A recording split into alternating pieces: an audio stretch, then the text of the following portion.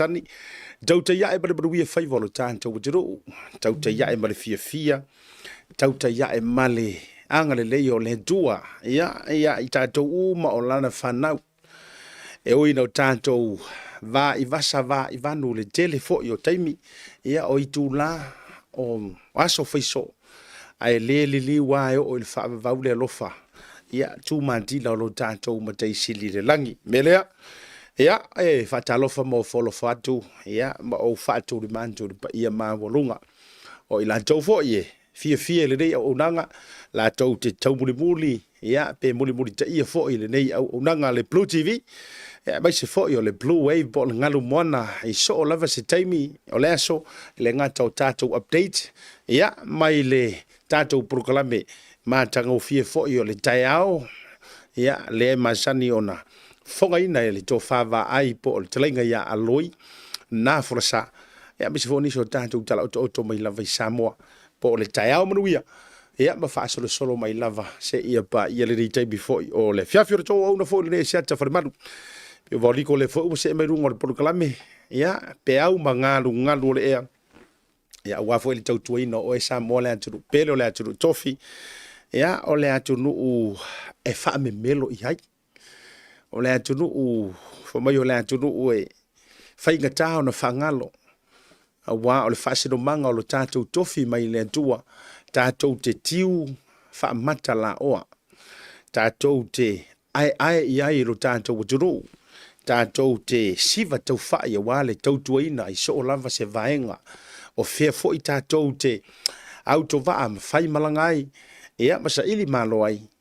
e pele ai le loto malenganga so tatu wajuru o Samoa mele ia o te fatalofa ma o folo fantu i le dei vaenga foi o le fiafi lo tau pa ia malo o tau mamalu ia pa ia o sio tantu bujuro no watu fatini o tau sala ia ele nga fatau lima ia ai fo le tari donunga ona o le tatu rua i porokalame ia alo ia le dei o le dei foi vai aso teru mai lava aso ngofua mana tua foi swinga o ia o le aso ngofua ia o le ua fa ingoi no le tatu Blue TV sports fasoa por sports telenoa ia e fai matanto proklame o ta longa walanga e telenoa ina i ungo ta longa lo winga o le tatu tau ta yae e me se fo yo fuanga masani ma le tatu proklame fasoa o le tau ta yae ia o le ala fa to a mata ya solua te itasi ia so lulu se tofi se ia fa muta lava fo ia i le fa ungo le vai so le fa tu te ia mai le fionga ia va ai na forsa mo te tono so tanto tunu o Samoa o swinga la na fo tanto o nanga mo ila to tele au meli mai ma fisili mai sia to le stato proclame na fi fa malulu wantu i wo ma pa anga ma mai la vale tanto proclame mai fie fo ile unanga ia ale Blue TV ona sa mafutantu i le lo mua Wellington nisi fo yo fuanga awa ia le fa sala lautu sa o mai male oto mai fo o le fa moenga ia tu sa yo le fa ma vaenga ale fionga i le alo le anturu tamali yo le anturu lupe fa le anturu ia sa o tanto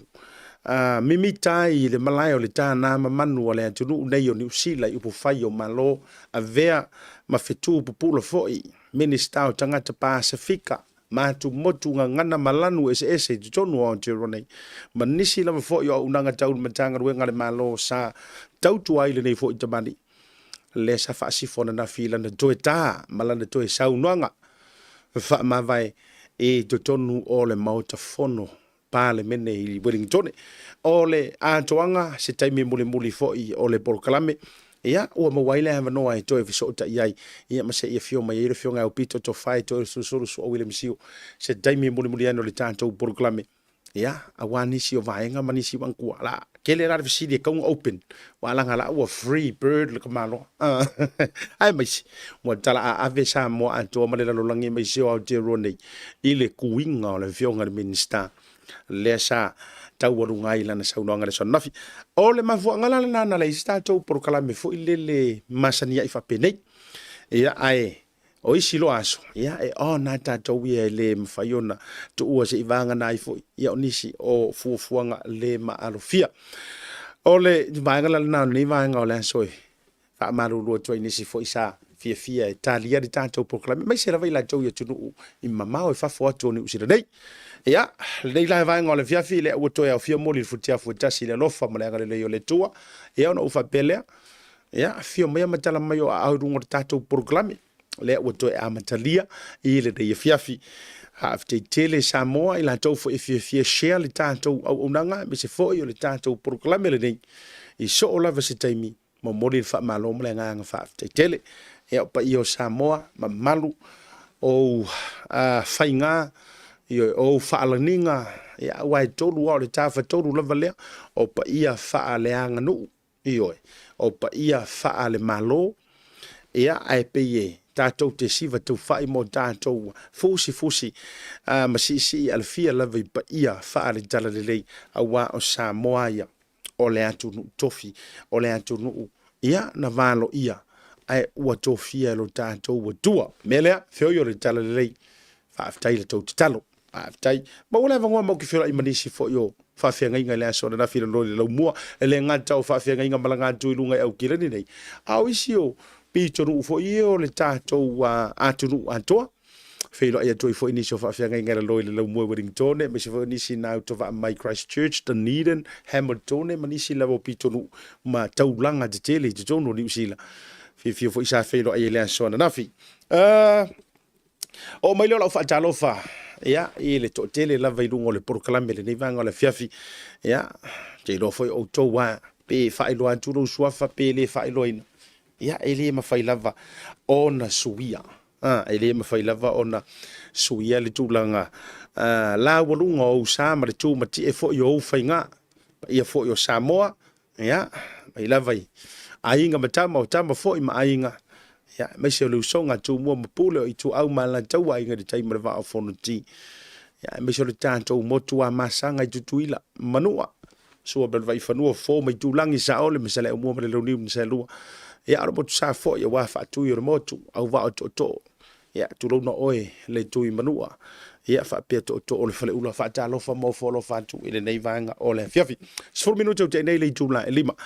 o te fia fa te ya tanto major sponsors le tanto Tasi Market sama rianga le ya so nga tole former fletua me se foi ole pa io la fa nga ruenga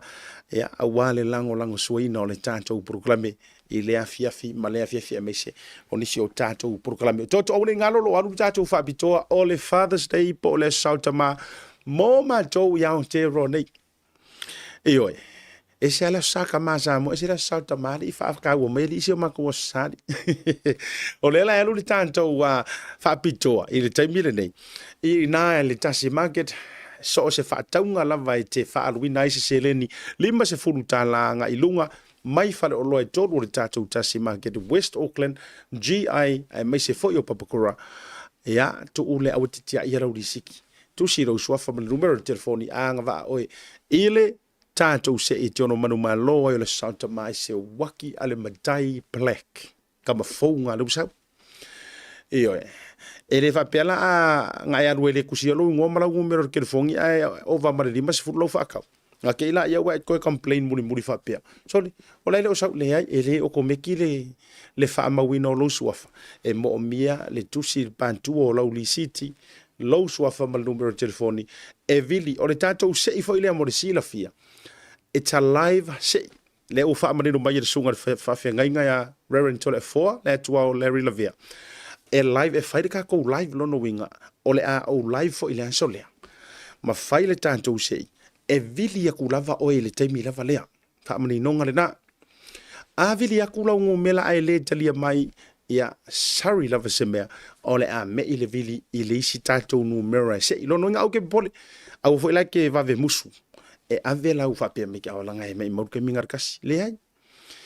e se are mo mai lo wingo I lunga e se le fiu vilia ai ke moi fiu vilia tu ai le talia mai ya ele le foi la fai lungo le live e ma wa yer kinga le ainga o ele ka maleng fa mai uso fa ngarwen a le vilia ko le o ka dia ro telefon io ya o yo le a ila tau e whaatawina ma whaonga luas fulu talanga I lunga mai tātou whaleinga a le Tasi Pacifica ma le tātou Tasi Cafe le I One Tree Hill. Luas fulu tala o moa au fo ile tia ia lau lisi tusi le swafa numero le telefoni ona tu ule tu tono le tato o tingi pusa le na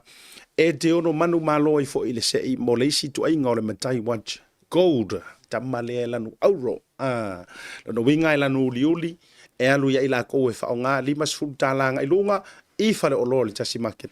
ai lanu euro e alu ya ilantou e lua se furu tālanga I lunga e whaonga le Tasi Market e tātou Tasi Pacific Cafe ai meso le tātou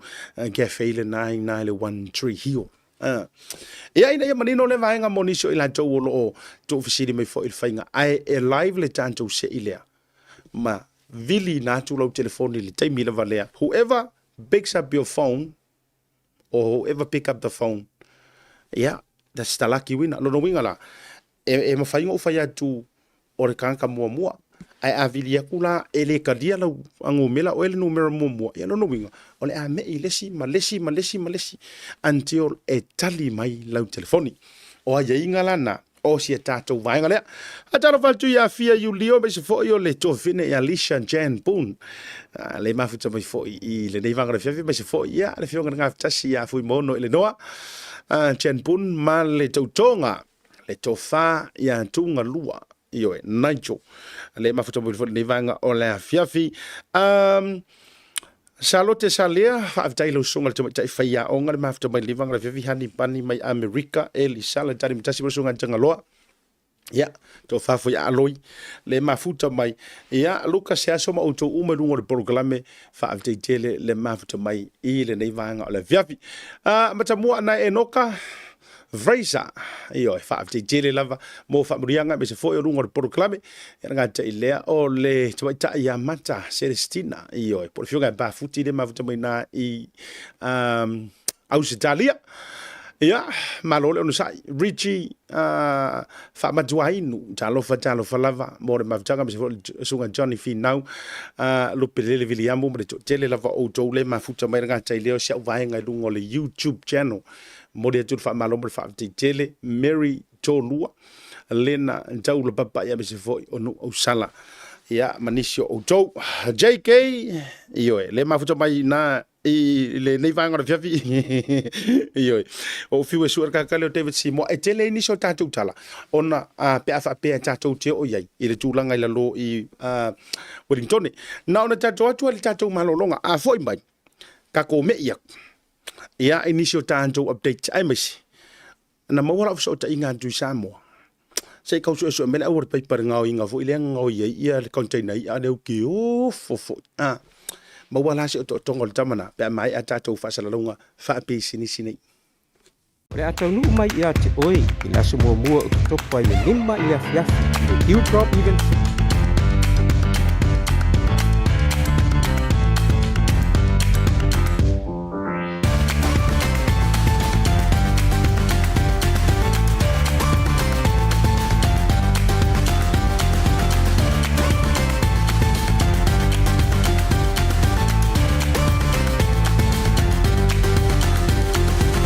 Tasi Market. With 3 locations around Auckland, you can get fresh produce from farm straight to your table. Grab a bite at Tasi Pacific Cafe or get a new look at Tasi Barbers and Salon. Tasi Market, your affordable local.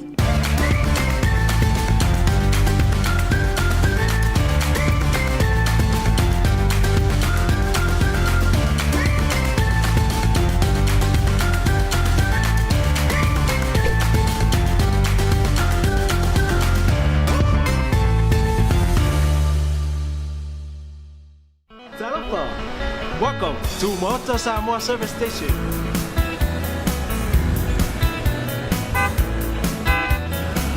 Talofa! Talofa! Talofa! Talofa! Talofa! Talofa! Talofa! Talofa! Talofa! Talofa! Ua iai foi au nanga I lunga al Pacific40 ma le maua app. Mo nai tatou a inga, o lo alala I atu no mau.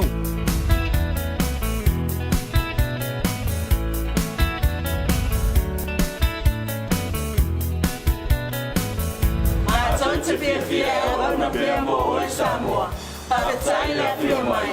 We will see you again. God bless.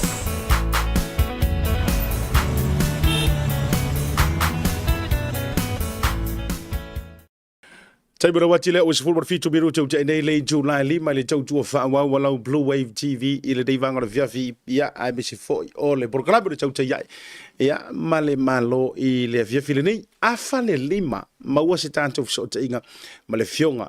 ia i le santu i le foi minista o tangata tu moto le Pacifica le fionga ia Aupito su o William Sio i le deivanga le fiafi le tantou programa ai se tantou se e antu ni so tantou tala toto tala fatia malo ma mele ma futa mai au se tali me le pone nga te lea i o le tofa va tu o to lupe e feri mga wenga ia me se foto tele o to si so ya la rofau asa ya Nico la rofau ia por o telenga fa moe ia Maota uma lava le vanga le fiafi pe le Tasi fa tain mafto mai se fo ilan to fa munianga lo tu ina mai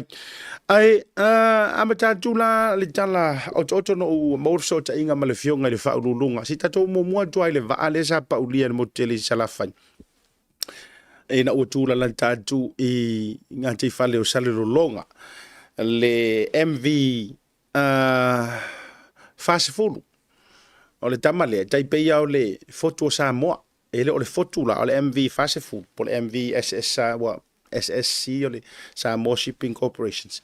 ia ai o lona ingona i roile va ale o le fast food te lo fo o to si le fia umala le vaenga santula i mai i le tai o la so fua o le va nei o le sui tulanga ma le foto Samoa e sui tulanga i fe malanga ina mo se taimi le tumau a o faiai ia tulanga foi le le service o le tato vale le Samoa Express but the Samoa Express in mani Lady Samoa Express o le vale le na fo watu le te le atu ta vale na te mafai ona aveina nai lo le MV Lady Samoa tolu lo oferwa ile va le kolu e pole fa u ka ngalo foi updating le va foi le ferwa ile va foi va por mo se va ile ta o le va tele kamala yanga suya kurone na mafua yo na paulia o le vaenga no so ta e toi e le fionga le faulunga o le Samoa Shipping Corporations e le fionga por sunga le atawa Sam ele nei vaenga le fiafia ono la faile lanto fonutanga vai asum ai i se tala no i tu ala vaia o lae ua mai a ona toe fa le leia ia le mama sai lanlo le va te lo vo tele nisi o vaenga ma nisi o tulanga i update o fa so ina le vaenga le ai foringa mai o le io mo so ku ma le lava po le lava se vaenga ta te fa matela ina ai na fa tali na paulia lava pe to alia le va ale o to ma le wa fu selolonga o na fa tali le te me te i mai ai le tai ma to e sua ina ua mai ana ona ave se ia le pase se tangata fe malanga ai to e ina o ta vale ia ma kako so io o lo ma fa o fela o ina ilungo le ai to no le va ai sa ma fai ona fa o ngai na ni si o va ala iti fo i ina ia fa o ai ia ma maro le tu pase se ina ia to ai to no sa va i mo tele sala fai o la ula so ta inga ia o le a mai o se update pe o le aka ko fa sanga fo i mele sa tu pule na fanua e tamba foi le le tolu se fu miliona ai fa aleanga ia e kai mila vale ma le to ya nga pe tai la le o confirm mai e le sauno nga le fionga le fa urulungo le Samoa Shippings na to e mafai lava ona to e malanga mai i upolu ia le va ale ile afa pole afa fitul pole na ta u mai ina ua te ile le tai ma ua to e mafai ona o pe le va ia ma fo i mai ai ma to e taula i mata utu e le no foanga autu o lo iai ma fa tau nu ua i lava le siaki e insinia ia ma ua ai se mama ia tu lo po se le pu o lano le pito i lano le va ai le tele mai alole ona to e weloina ma to e fa le leia ia o le reporti la mo le taimi le nei o la ua to e le lei e le mai ma ua va o le tala fia la na ia e ye sasi awala atato fai tau nei fa pe o le ale tulanga e o mea umanga walanga e ofo e ye le taimi e pe te ele loto e te ile loto ma le fa fonga ma manu le tunu o le ngaluenga e fai so o yaso fai so Le ke fa mai le upu e pokor kaukai e sele antu yama. O I lai fa te tau wele vaenga lea, po ua moe kapikengi, pe ua over kalangoa kapikengi i kere fongi ma FaceTime ai wale o fatona I me fa pena, ia em fa vonta tu ma fau pe ua over voice me kapikengi, ia pe ua fai paki o whatsoever. Ole vaenga e whainga tā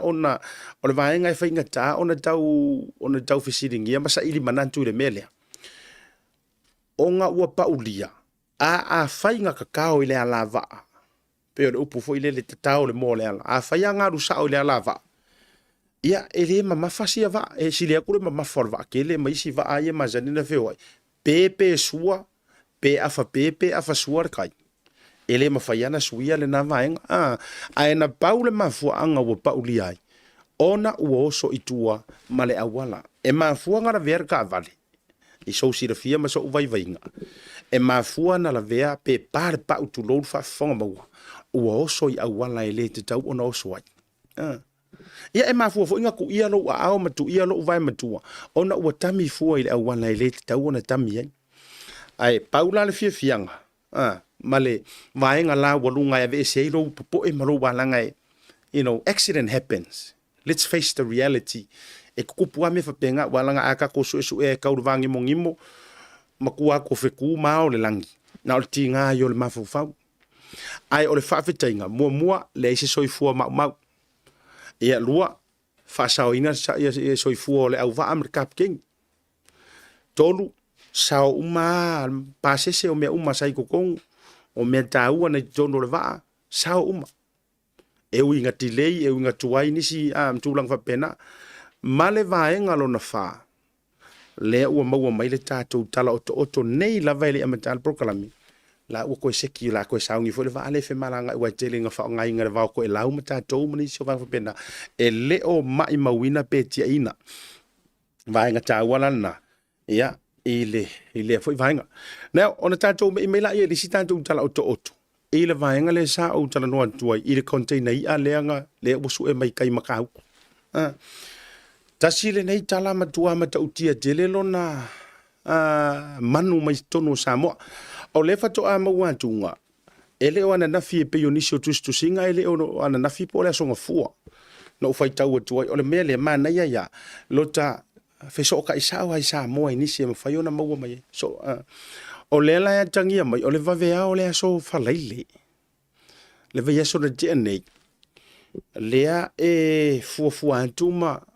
ma fa mawina na tupu ai le so fa inga lea kupu kongo le vavea o le so sa o falaile a o anga fuai e le soka ma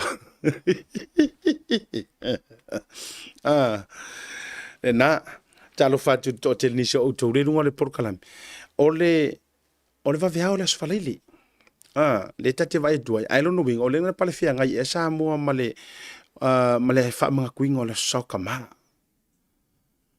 o ngora kai mi kongu anga le nga time mai lo sfa inga le wari now se fulu ma le ono to a se fulu ma le ono le fa ina o leo popo securities alunga ile wafu lea ua faa malo loina le tu mau. Faa malo loina le tu mau. Mo le taimile nei. A o anga ai malo le mano le fua confirm mai le fionga komisina I fasala longa ma le utustala I Samoa. O lea ua faisa ili ilinga I le taimile nei. Ea ele tau au inantu o tama fo yo cameras ma footage fo ile security cameras. Mo me pueata fo ile ina ia sila ia ile vaenga o le outside ili leo ia se imaua po oai pe fafefea ai o le hafo ile ko inga sikaidi nga faia e o fo ai le loto a o le wafu le nei tasi le nei o no foanga pito I pisi lava pe fua ma mafofo kasi le ngo foanga e file muma moi umai singo foanga I taulanga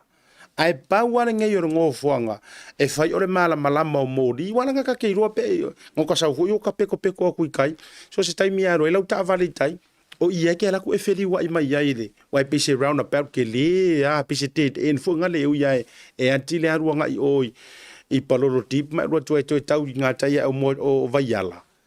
ai pe yo ka ulanga fo ile fe miro sa yai mala lo le nei no foanga. Or fesili ngu melakasi. O ai whawhewhea o lea, o so whai le wawea wa lea e tā ua mai. La ule tā ua la u mole mau whaatutua ina no u fiso ta ia tulawa i Samoa. Tasi fo i o wo e ngalua i tonu o le wafu. Ia, o le taimile nā lea e fōringa mai na tupua. Le vaenga lea o le wawea o le safareile. Na te anei, ai a fua atu nei i wha maunga ma le saunoanga le komisino leo leo. E atangia mai, whato ai loa e leo leo. Ina ua fesiringi atu e le media. Manisi o whale whaasala lau. Whako a maua inga, whako ala koiroa inga. O lea yeise mea le kupu. O le fesiri kele ngai lo mawafo. Ai, si tatu o mai lai se fesiringi. O a mea nga ngao ia. O a o loa, o a mea ina ngao ia. Ngi kupe, le ai. Ni a fifi, le ai. Ni o loa mai fafo, le ai. Ai ko kei loa, o apa koa.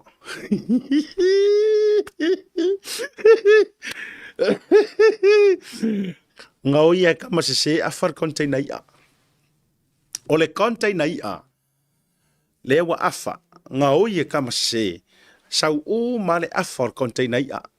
Ai o le company le anga le container ia lea. Ia inisio tere o lopo o whaai loa ina mai.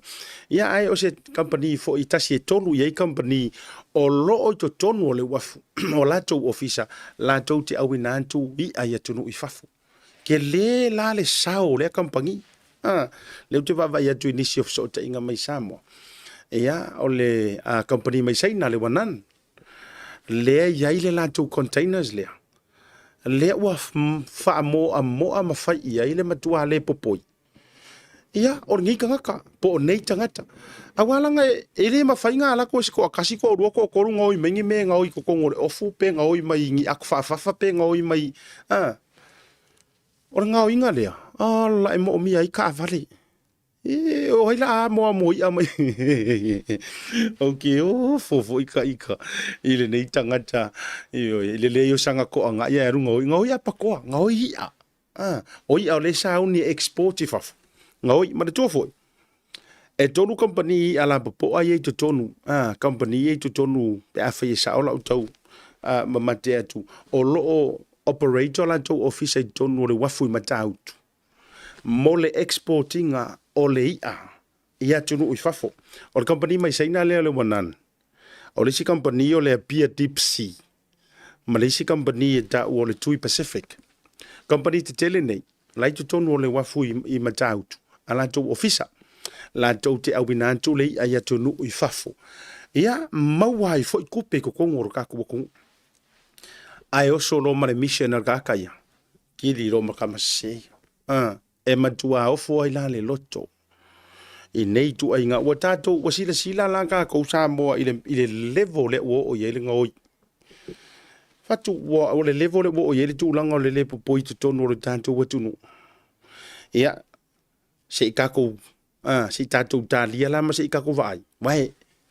e ngā oi e ire me fuafua ave iai. E u kere loa iai i kampangi la ui ai au mai nge ngiusi. Ioi. Kau kere loa i kampangi ai e la umai nei. Walanga e manatua.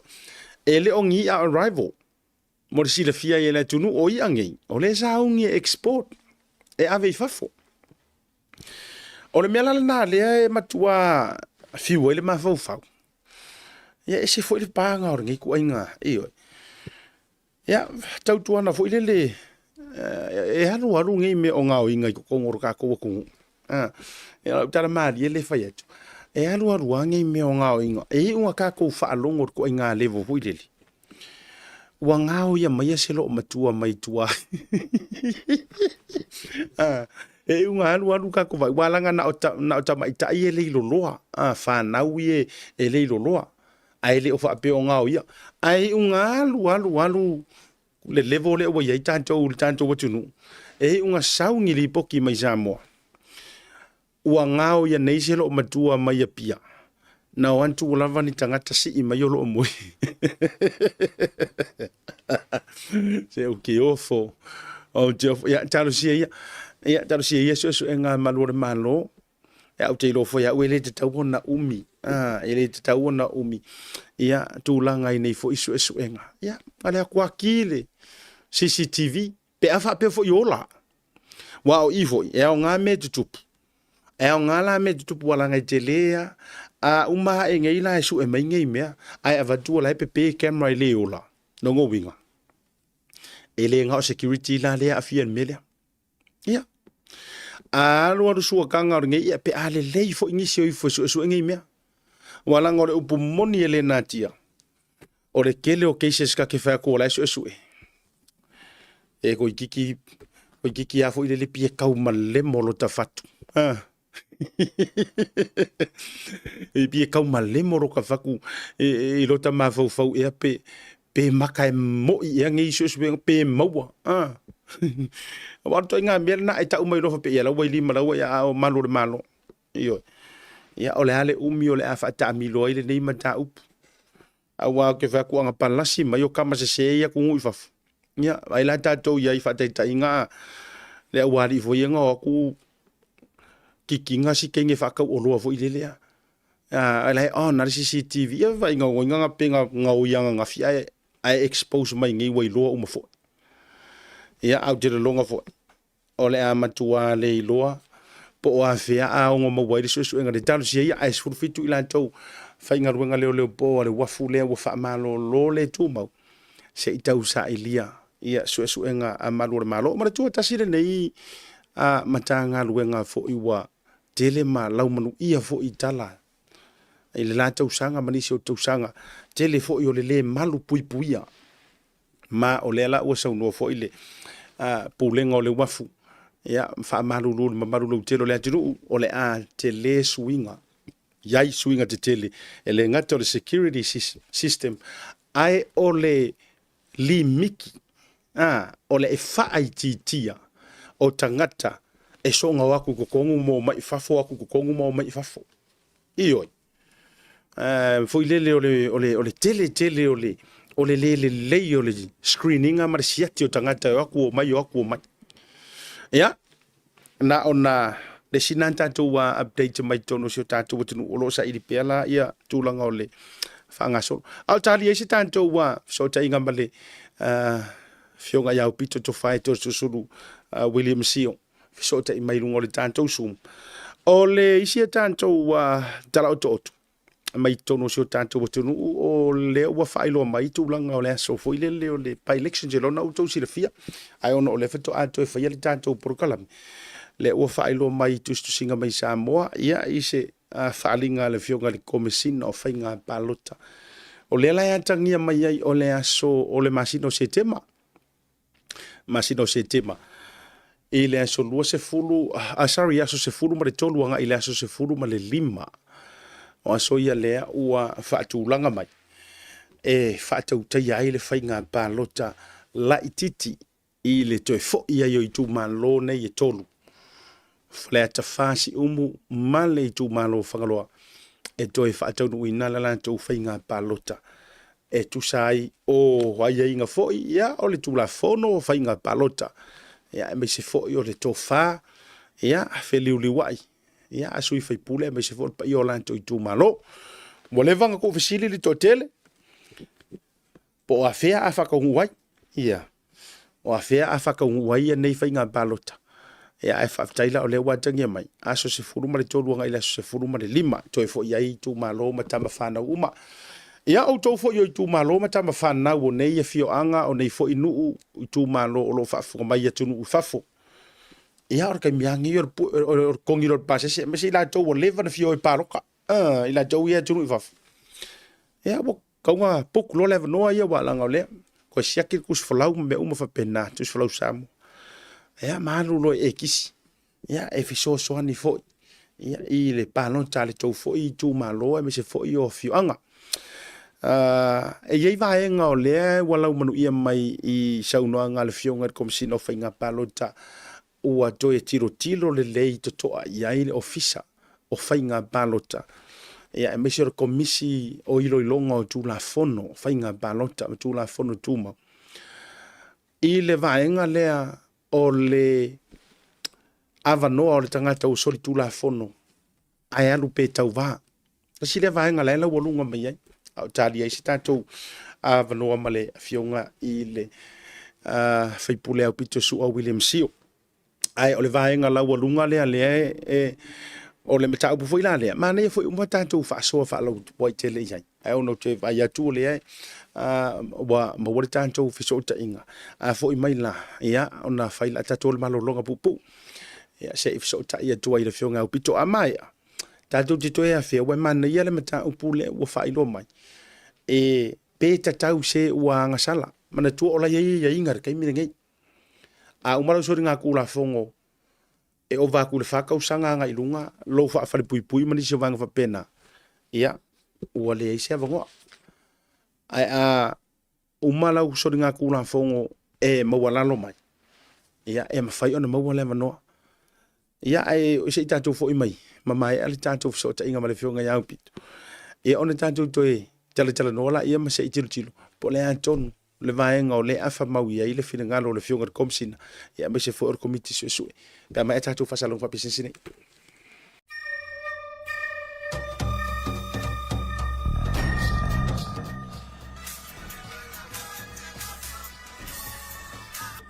Hello.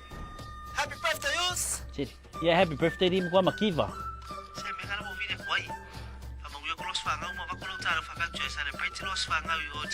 Sorry, e fia po. Ah, sorry. Anga mea kasi na swanga o fisi pe fia po.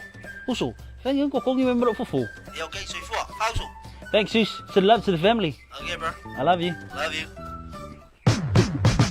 Maloso. Oh, talo po, welcome to Thomas City. Malo. Paymo. Talo for bacha.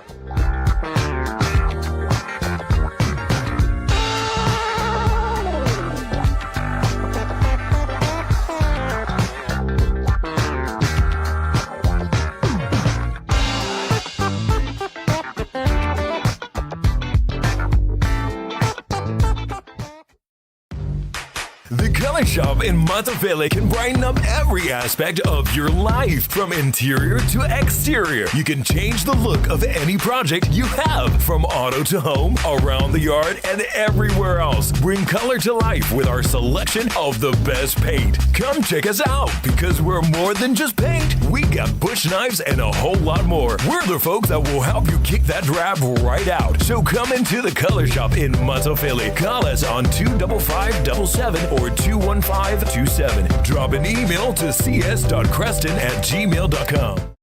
Oh, wow. Không cái make fia ai. Just give me a second, eh? Hello? Auntie. Ja, so we auntie. Ja. Oh, Mayuko. Me fai. So di uso, kang ai sen me sa ku kang ai pa to le ma lunch para okay. Nga me kenya oi fanga. Baby, what do you want? The coffee one? Barbecue. Okay. Che fa more sorry. Yeah, okay. I don't have a channel. Thanks. Love you to the family. Love you, man. Okay. Hello, Vaku. Yeah, fancy. Barbecue? Yes.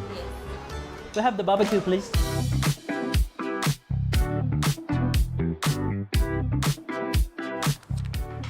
Talo for voucher.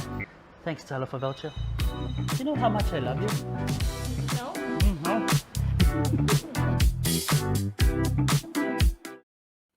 Taimira wati leo utoe luas furu miru teo na jale o le jula e ono a o tali ele tanto fiso o tainga ma le fionga ya Aupito. I le toe fo ima ye yo le tanto u malolonga o le proklame nevanga o le fiafi. O le lau lunga lava le na i le whaava yantu i le saunoanga le fionga i le komisina o whainga mpalota. O loo iailo na nau tainga e mase fo i o le komisi o suenga o tula fono po ilo ilonga o tula fono. O whainga palota, o lea li whalo lātou manatu. O le anga sala, o le surkula fongo. E le ise me whapea, walanga e ilo lātou mana onga, fo ile le whapea mai. E ta tau ona base le whainga o le tūla fono lea, e le seriousness o lau offense. Rather than o le kaungunga or consequences o lau case. To mai tatou. O le kele o le mele o iai, wala ngai mawhaina whaapea antu. La vea, kulanga fo ile rolo ave taavale o nā, mafua ai se tūlanga o se whaalave lave ma tūlanga whapena. ai sa unga le unga lau ke se e mau runga ku le sala le veonga ngai lo le faa o lima I fa nau pe faa o lima I tai to lua manisi o vanga fa pena ia po afo tu langa fa pena ai sa unga ona o le leite lo le loia o le o a uma ku langa fa penga e afu ai ona pa u ila lo le o le mela le mana o ia le fionga ile matanga wenga le po le official le fainga palo te tono le tanto o tunu me se foi la o le komisi su o te tau ona ave ese le vaenga le e fa pe mai se vanga nga ua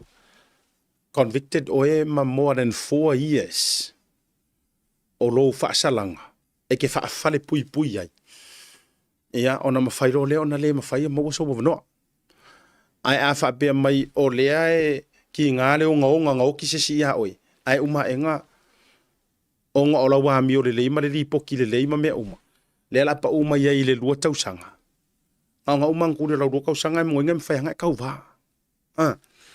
E wha alea ale vainga. Ai ono le wā mawafso ta inga ma le fionga iau pito. Ia e mana e whai uma uta paso na whina ngalo. Se I kou wha fonga mai po le aia I ngā ngi usila. I tū langa o vainga ia wai tau. O le usa o lokor ka malo ua wha ma vai mai. Ia ai se tatou atu o le mo le tatou so tainga na le toe a roto le malolonga lea se isiaki le leo le tatou suma tulanga uma ia na ona foi mai lava fa tala no le fionga ia Aupito ai mai foi la dis ofisiringi ai ai inga ma tu la fono inei fa fo te tu la fono finga palo te tono Samoa pe mai tatou malolonga.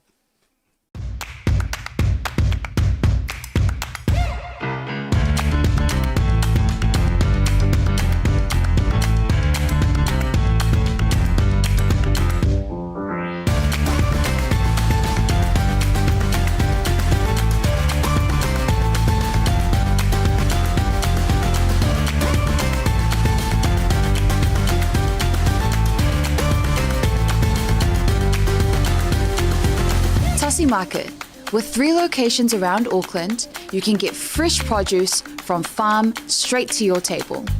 Grab a bite at Pacific40 Cafe or get a new look at Tasi Barbers and Salon. Tasi Market, your affordable local.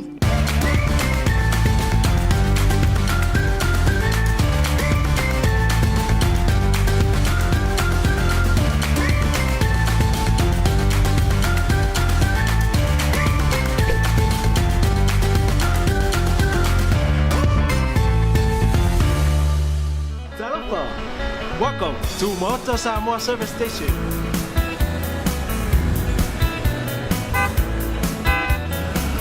Talofa. Talofa.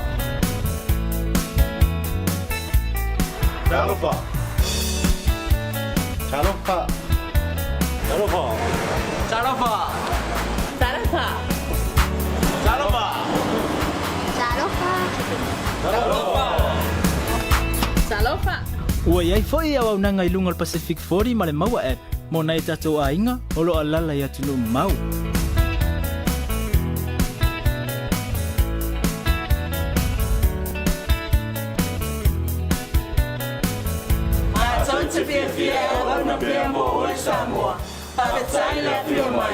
We will see you again. God bless.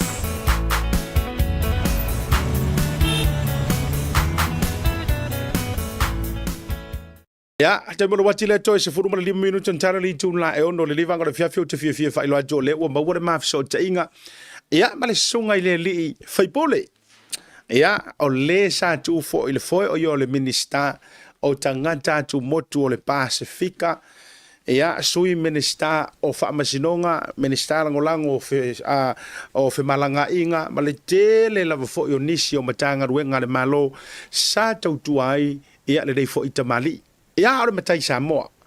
Ia ele ngata ile to fei tu o le fionga ia Aupito to fai to sulu su a William Sio I lungo le proclame o le tau te ia ele nei vanga o le fiafi. Ma lore se fo bruia. Ia te o te la fionga I lo lo mua. Ma lo la vale se fua siata. Ia mo le foi fa malo mal fa taile. Mo mai fo la no santa to ma futa fo anafima. Lango mai foi fa mo ia fa talo fa foi ia sa molo fa fonga ma si la mai mo mai foi I tu e fia foi lo penga fa lanki ia I tupu mai o le tātou atunu usunga fo I whawhiangainga ma lātou whaltua ia le pa ia inga I fia o Samoa ia lau songa fo ia tumua mpole ma lau sai fua manuia ia tati tau whi whaatalo whailanga leo le tātou matai siri le langi Pava yantu lo malosi ia whaafowina le leifo yaso o mai malolonga talu mai le whaamoe tele le ansona dafi ia embese foi wa longo a wa turu inga o le lalolangi le tuinga embese foi o le la ei ia le tātou watunu ina ua malele ai lau saunoanga alo ia whaamawai I te tonu o le motofono o le Parliament o New Zealand o mai le nei aso embese foi o le malolonga lau fionga ia whama o le ua ka ape aku foi a inga mawo mai ua masangi ta mau voi le avanoa ia nge kai ia a mako ua manga ia la karkarungoa ia le ala vai whawau whonkanga la ko ia pale mene o le vera renga o la ua whai mai maro ronga foi mui le nganga whaftai sa mafutai foi wa porque le fue un issue a inga mo mai masan ia le malama foi male masan ia foi I feu ia inga foi o le palemene mo no toa ia mo na tula fono ma le fatinonga foi o la na ia poka lampi ai o le nganga fia sa ma to fio fo ia foi ma le tama tua ia a kongo la ko fa popole si ma lo si anga foi ko mama ku ngai ai ia pe boa o le nganga fia nga ma vi foi moli fa tair to pausi si vi se langia na ia fa mania ba lo fa tai ole na sila mi ole la lo langia na fia me so tanto ya o je roa ile tu ainga lango na li lifa ile so na fi ia me si for fa manu sina ina o mai ala mai lava le taimi na e uru fale ai ia ua matua faatumulia luga atoa I totonu o le falefono po le maotafono e le ngata o Samoa a o le Pasifika ma tagata atoa i Aotearoa ia ua matua o se tasi faiga mo o le a sau silasila foʻi lele ma sau maitau le I le lolofi atu ma le vaaiga na expectinga e ono tupu le tuaiga mea ma wa kako kau fai faresivaga alii le mokofogo o le palemege o Niusila nafi totonu ai aiuli minista ma nisi o I latou uma I totonu e fona e saunoa le vaaiga lea mai ia isi vaenga o peua o lilia le I le kai o le kua ngai I le kumu lo kanga ngai kokongo le mokofono ia o se langonga foi whaangai tia ma se langonga foi o le mita ia le to telo le atunu foi sa awai ia o sia o whainga luenga to la itia ua iai e whaunga I kenge ia pei le I karikonguinga ai o le mawhai lava le kao fio foi ma le kau whainga whamamlama tu le atunu e le lavango foi ko kongo na mauta fono e le sai ai le fa nganga foi le overflow peta yane o le nganga fia e le iloa e o uswa fai pule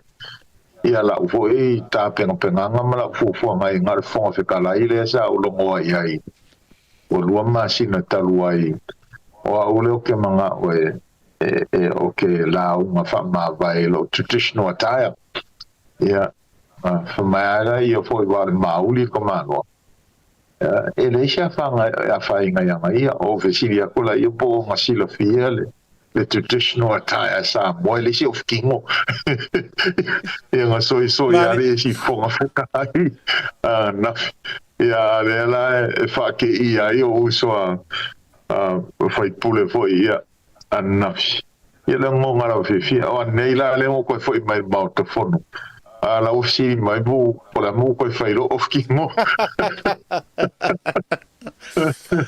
Ioi ma lo fa feta yo se mitanga fo ile na ya mato u ma te lo fo yo le finanga lo fo ile ma mano le tinu wala ngai le ngata na fasala la tu sa o malanga fa pito tu lava le tato televisi fasala la o le Bluwave TV la zona nafi se ia pu ele le mai le tulanga le le fa sinaina o fai taula vai ko meni ma le to telo ilanto me se inisio e disi ko meni na fa pe mai le sau noanga se tangata telo mai fa fo to New Zealand o te le o mai lo te le masani e si afionga le la unga mai it makes me so proud of who I am io mana ia se taimi fo io le por kala mele deva ia so la fa fena tu ngani so ko meni langa te o le mana ia fa mai o mitai fo ile mafai ona avele tanto wanga nu I to tonu o no foanga ye restriction mamalu ona tapu o lona fo ila mitanga o le ale me fa mai kapu masa moni ya mafai ana mafai ona o ia ile malo si anga le tanto wanga nu mafana isa no ile vaenga le fa ta waina ai sa ye ngisi nga kau eseni o la tau ngona I to tonu o le tau vaenga fa porkiki no vai atu matua fusi le lei o vaenga o le tua ngai la so na fi mua o kur vaenga le fusi o nga fi mele national o fiong moni o le se kasi le o autu mo no ma ai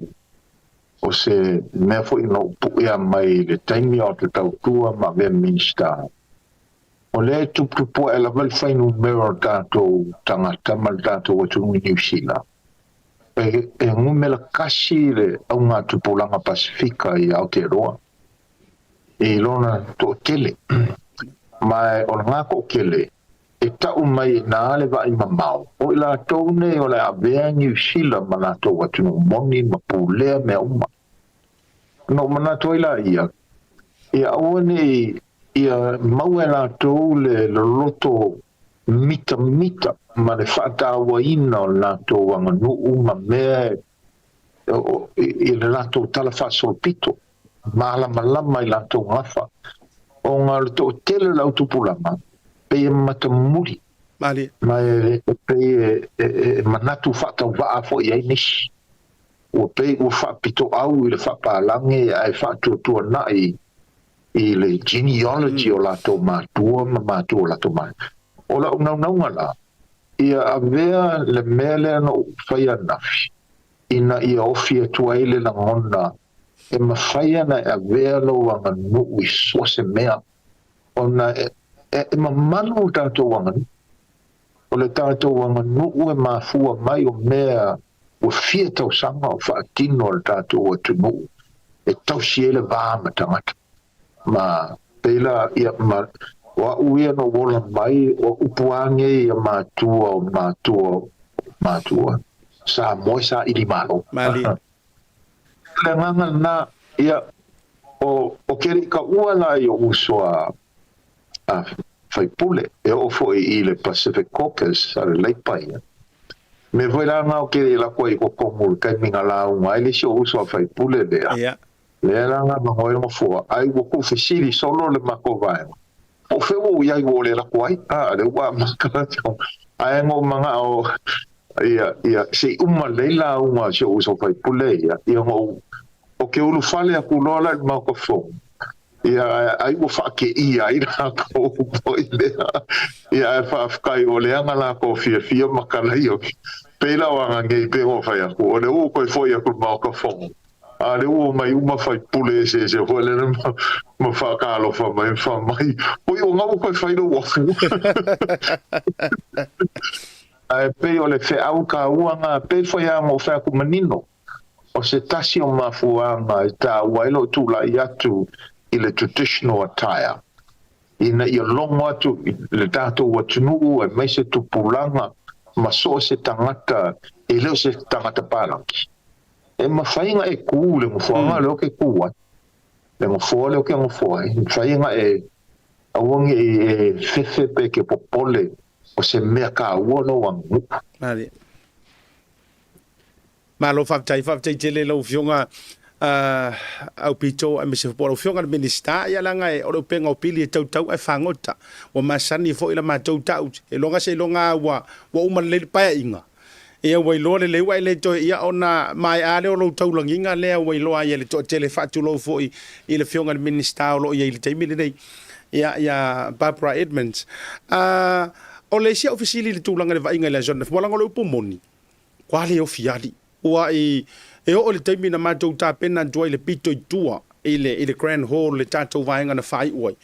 ke le mo se matou vano i te tonu o matua tumu nau le ngata o tangata e ena tele foi tangata papa e na iai le lango suino le wha mui i le history lava ia o le tūlanga o i lātou wala unga wha mawai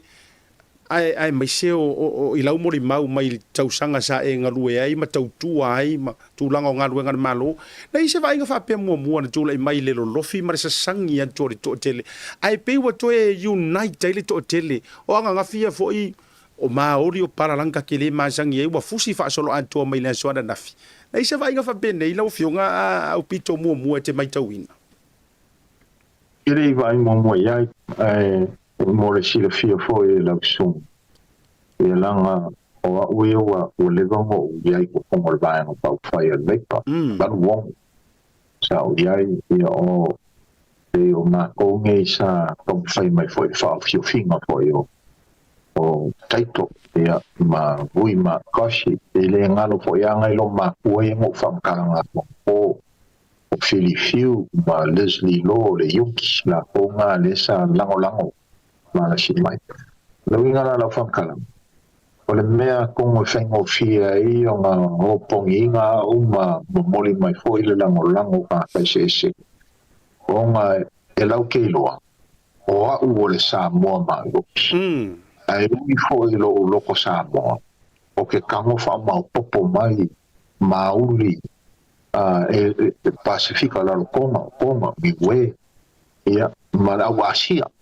mala maula bangi va kupana o kausanga o la tiko sili ya kuma ko kele aku kanga kalangu esi lo pala yo ya la vui la lenga va ku yai ka penga mo le lumanga ai o le au kala vou ngi Pacifica o le au fainga luenga o le au fai pisingisi o le au fai la fonga o la konga o le akula i mai e a vea le New Zealand malako i lalo lako kai ma le kaiminge i kau e longa ko ka penga i a lava saungi ai mo ia i a peila le pulanga langa i a ongisi fo pe o le kovanga fo i sa nansa ma sionga pua mai ua mawaro le kala o a ule la uma wha mabai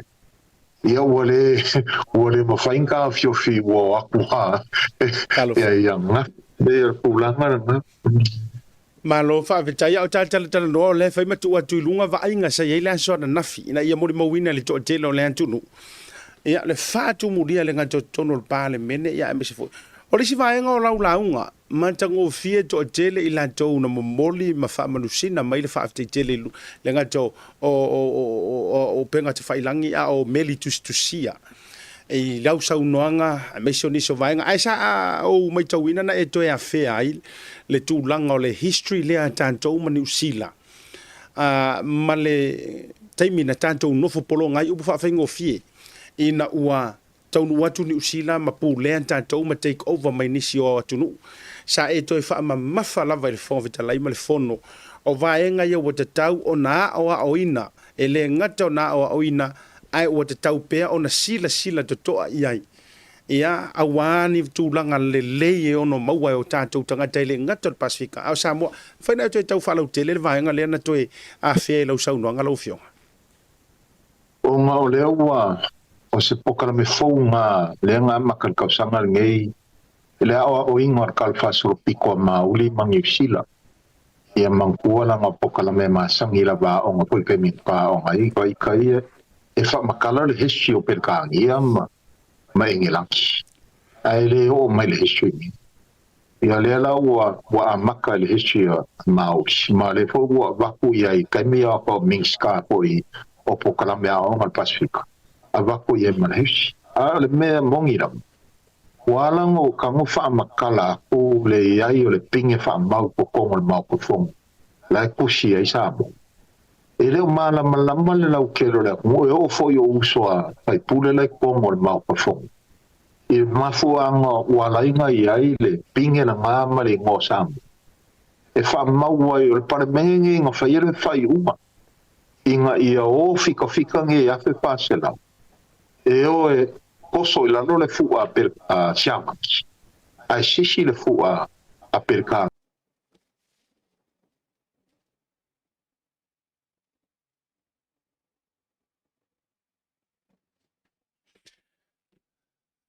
Sei, whamone mole lava Aupito toi unmute. Sei toi unmute for alau. Sei toi unmute for lava Aupito. Ya, whaftai. Ya, na wo ye. ia peila ua ole ngo manga ai fa makala langa ole kasi o ngaruenga sa o kam fai fo ia fa ka ua inga ma ko kilo pola se si fainga fa ka ua ile fe ngai ma fa wo ia ale vale o Samoa mangi sila ia ma ole me mongi lava o kele palemia kele minska va fafo kele foi povanga i lako sauanga lava kala ngoa fa pea o le Pacifica ka ua ia misila ia peila o upunga o le ua levang fa lele mai le kausanga o le mera le ua ia kuma e ka kaunga fa akimo upunge ma fa makala ku ia ma fu anga pe isia o ngai ke lele anga sala ma le ka la fo misila le ia o ngo me le kaiminga la ko pule fa kolonge sa bo ma o winga leanga ma winga fo isa wa ma mali li wainge si fo e kai o le apu le ta pinge fa mau e fa ko singa nga fa Helen Clark i lua fe se puru o mera nga wenga li uma ba nga wenga ka uma kilo yai o se nga wenga fo i le kakau ya Samoa o nga fe siringi i a mai i se kaui o New Zealand ka uma fa kingo a ngoa mare mo ka nga sala ele fa kali se sa se si ka umai o ang sa Tali. o ka kaunga ma fa mo pela o lu I kaunga o le o bea ika o le manga yo da kele me ele I fo fa le I lo ma pulanga I kaunga ya ia ele ngakala I le vale a Samoa le kaiminga ngalenga I Samoa ia a me fo I kau fesuia I ngale kau o soka inga mal Pacifica la ma ule sa o ngalue ko kongu I maka mafai e umai mingiska I le vale mal Pacifica se pulanga le lei ia le ua bako ele luki ele I umma ngaruenga I le faa fe sosongi Pacifica Malo whaftai tele lo fionga. Malo a whai o le whaiva. Tele vaenga date fia wha soa I tuso le soa na nafi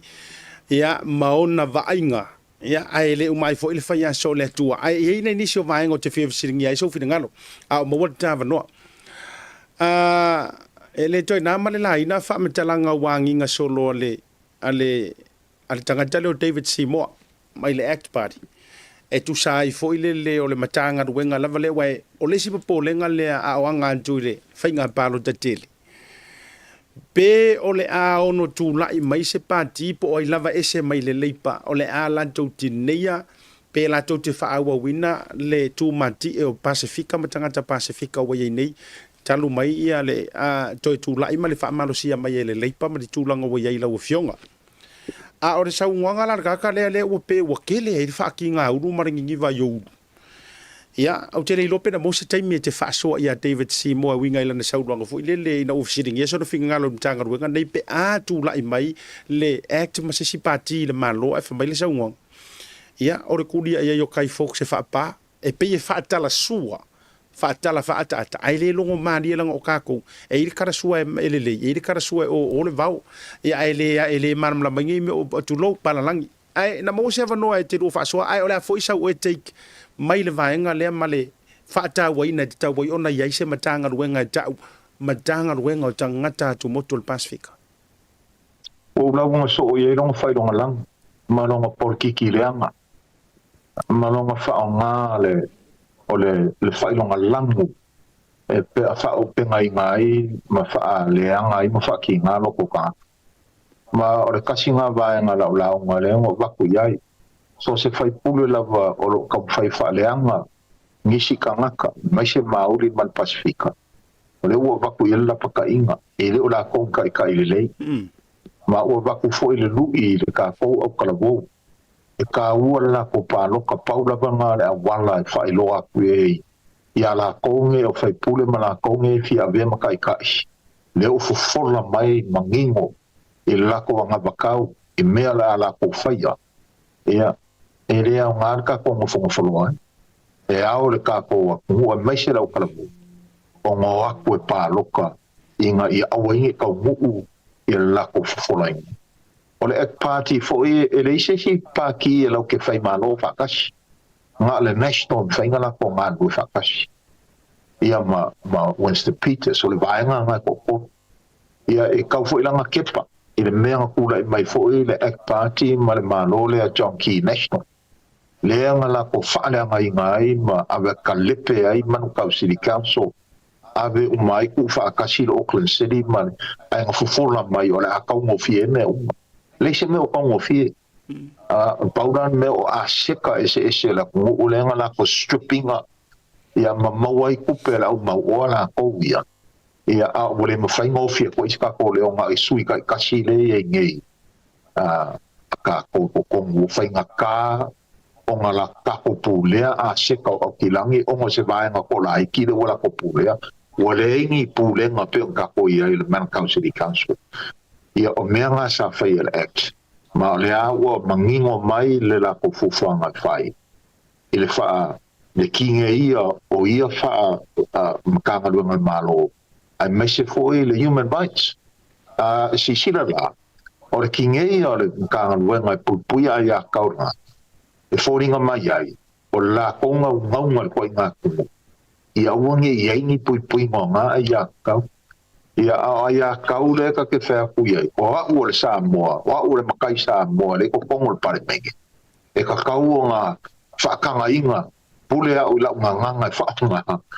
e pule au le whaanga inga lo wa ngu e iai kai me e se kau iai maungo mea e pēra ren kau mwhai whakai ka ia koe angafi Malo whaaptai tele lo whiringa lo malama le nei vaenga. Nea o lelo lo male whainga pānuta. E au whaafsili I lau whionga I nei nisio vaenga I ono lau tutusai ma Samoa I le whainga pānuta Samoa lai tūla whono o te whiafsiringi ai se taimi. A o lela o lunga whainga lea lo lomar whainga pānuta tele ali tātou tunu o ni usile lei e ui e tele to e tau vā ono o le ua whailo mai le tūlanga o fufuanga o le a whaamutalia I le nei paia inga. Ai o le fisili lava le nei le ua fitongia I whaasoi o tua o I le teimile nei lau fionga I le li whaipule polo fionga le minsta. O le tūlanga fo I le pe manga ia koe fo I meo le national. O tala lea anginga le savili ai le leilo o whaaleo antu. E mana ia toi fo I meo le national se I toi build le economy ma le tamau a inga o matua taunga tā le soifuanga o tūlanga uma. Ia ai whai mai le si vaenga. Ua kele whaamanguyanga ua maua le nei taimi, tele le manuia, whanau a onga, education si matulanga uma whapena, e o ai pepe matulanga whapena o mātua. I tūlanga o penisiona, ma benefiti, ma vaenga visosoninga le malo o le ua o ai whareseu. A o lea ngantu. E me whaiona e au maisau a whamanino ngai le vaenga, e me se fo i o nisio la tau o lo whelau toa I le vaenga lea. Ia ongi e ia vanga ngō fie fina ngano fo I le atungo u. I mea o lo sau lunga o whaasalalaunga fo I rau whai news. A le lei lava la sia sa I ili masu e ian. Ina ia manino. A vai o ka ika ia I lau lava kula I mai fo I le porkiki ia. Mana malama le lei a ngavakau ma le whaavai o le national. E mongi e lango pisingisi. A le o pisingisi uma. Le winga la ka ika kala. E kilo ala kou se vaenga ko la kiki. Pisingisi ke kele o lo umia I le manguia la kumu. O le vaenga le laipana kou ia e kilo ia la ngā kupe sosoangi ai I le ko kele la kumu e la veve ai pisingisi laiki. A kilo foi la pisingisi laiki. Le manguia I le kako wainga. Manguia le ko kele la kumu.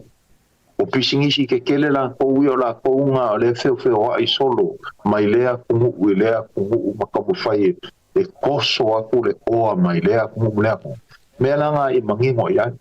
O upu fo inge I ka ofi la fonga, whapa u la fonga. I awangi I se ki ai fo I ka kua kumu ia whamkalang. Awa o leanga si, o lako upu fo leanga whai kai meo ki, ai muri anga lako si e nonga le GST. Wa a le mea fo I, a kipiro fo I la fonga I avel malo. o le fisili o fela makanga luenga pa au nganga ma mea fo elo sosongi mai le makanga luenga mea kau fale mea kau onga mea kau sufo maringa wa o kupe ia mai la fonga fa ngā mo menge pera mea ngā leka ke unga ia koe e kele mea a fai o le e sa kamwhai koe e le malo o nganga luenga e fa wau ai a sui le malo wa mai fo le fa vai o ngā malo e fai e sui ai le anga iu mea la rea e mangingo le pe o ma fai fi ngau fo e kai i le ese o filosofia ma le ese o fa vai o anga bakau o inga e fai e fa singo marta kala vai bang pipi malo fa jele lo vio o te fia fesilia tu lava so fina ngalo ile ma ta upu lea na ta o toilu mo le komisi su o tu la fono toilo fainga palo te tono le tanto tiro o le vaenga o te fia fesilia so fina ngalo po le ale fainga tanto ia o te ronei awa o le vaenga foi le te o elea o fa maunia lo so ringa tu la fono ai pe ma faionga e alu ke kau vai le fainga palota pe e te toi tau va fo i pe afa pe o le nga so ri kula fongo wa uma de sipaia inga nga sao mai ai o le vaenga la to mai ai le tu la fono de tau tiro to Samoa se longa fa maungia fa pui o mo o va ku fa kausanga anga ilunga fa to ai lo le o le ma faiona mo so wa vanoa se vanga nani se tu langa a pili foi nae ma ai a fa pe po le ale o nga la so ringa tu la fono e modi ai o a sa ro fa salanga nga o le kasi kausanga lu kausanga ko kausanga e ma fai lava ona e fa ta pena e te alu fainga balota o le vanga la le mana o ye ko bisi su e ma inga ia ka o file vanga na ai fai le me fo ile o so kula fonga o so kula fonga o le ase vanga mo la va lo fio Aupito o le vanga le to la fono tato i New Zealand dei ia ona fa sole o so file ngalo tu sa yo le fainga Samoa male mana o ngolo ta o to ile ko bisi su o ia New Zealand lava ia e ele kula fonga la ko ia electoral commission foi lava i meo o sui kawa po sui foi o mia kofi pe ao o so kula fonga ka kere ilanga la leo pa fisi mai ke au ia o le masangi ngai ai o le lua kausanga o longo winga a fai wai solia se kula fonga o le fasalanga o le lua kausanga i lo so kula fonga lea ai ui o nga ave o le whamsingonga mai pe nga le kasi kausanga fasala i oi ai kaluai wa molia o le storikula fongo o le fasalanga o le maulunga fasalanga lo kausanga ua e anga sanga lava e le mawhainga e koe kauwa se kofi uranga la nga e a New Zealand o kere i a e le i o leo ke kalikongo e le o i aingi si swinga i le kula fongo na nga so it doesn't matter pe mongi nga mai fasalanga pe nga le fia masinga ai a fai o se kula fongo nga solia e fa pe mai o le mawalunga le fasalanga e kakau o fai o fasalai o e up to 2 years ia wa e la vea na mai kula e mawhainga e koe alu le pa loka e le mawhai e kakau fo inga e a se ese ma le kofi o malo fa tai